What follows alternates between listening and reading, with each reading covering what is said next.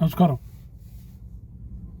Gajuwaka MLA Palla Srinivasarao గారు, మీరు YSR Congress party మాజీ రాష్ట్ర ముఖ్యమంత్రి వర్యులు జగన్మోహన్ రెడ్డి గారికి మీరు ఏదో క్లాస్ పీకుతూ ఉన్నారు.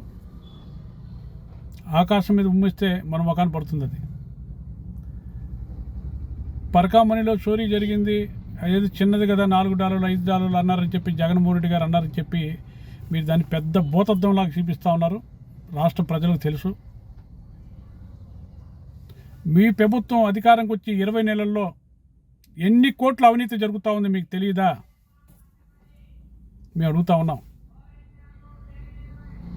గాజువాకలు కానివ్వండి, ముఖ్యంగా నేనుంటున్న అనకాపల్లి జిల్లాలో మైనింగ్ కానీ, ఇసుక దందా కానీ, భూదందా కానీ, కిడ్నాప్లు కానీ, క్వారీలు కానీ పర్మిషన్ లేకుండా విచ్చలవిడిగా అనకాపల్లి జిల్లాలో కోట్ల రూపాయల దందా జరుగుతుంది. మీకు తెలియదా?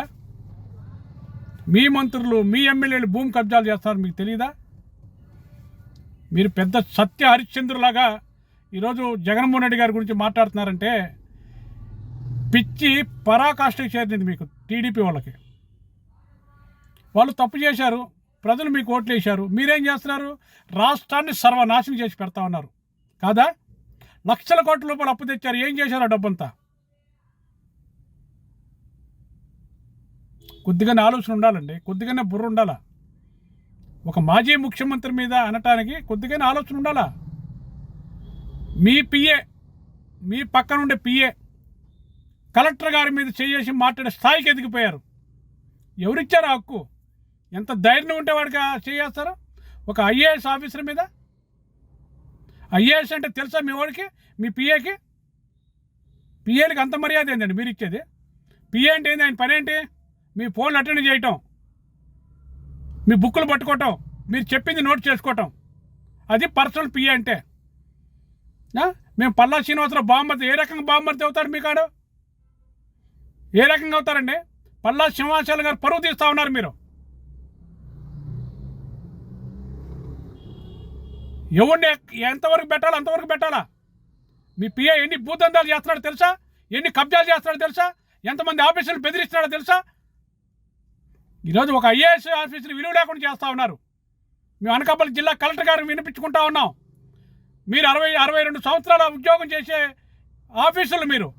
ఒక జిల్లాకి ఒక రకంగా చెప్పాలంటే ఒక జిల్లాకి మీరు రాజు. అలాంటిది మీరు మీ హోదాని మర్చిపోయి పరికిమాల వాళ్ళందరూ పక్కన పెట్టుకొని ఈరోజు అనకాపల్లి జిల్లాలో కలెక్టర్గా మీరు వచ్చిన కానీ ఏమైనా చేశారమ్మా? ఎన్ని అర్జీలు వస్తున్నాయి మీకు? తీసి చెత్తపుట్లు వేస్తూ ఉన్నారు. ప్రభుత్వం చేతిలో కీలు బొమ్మ అయిపోయారు మీరు. ప్రభుత్వం మీరు చెప్పినట్టు చేయాలి కానీ ప్రభుత్వం చెప్పినట్టు మీరు చేయకూడదమ్మా. ప్రజలు జీతాలు కట్టే ట్యాక్స్తో మీకు జీతాలు ఇస్తున్నారు. అలాంటి ప్రజలు ఇచ్చే ఫిర్యాదులు మీరు ఏం చేస్తున్నారు చెప్పండి? అనకాపల్లి జిల్లాలో ఎంత దౌర్జన్యం జరుగుతుంది మీకు తెలియదా కలెక్టర్ గారు? మేము అడుగుతా ఉన్నాం సమాజ్వాదీ పార్టీ తరఫున జిల్లా కలెక్టర్ గారిని. పిఏలతో, ఎమ్మెల్యేలతో, మంత్రులతో రాజీలు పడి ఈరోజు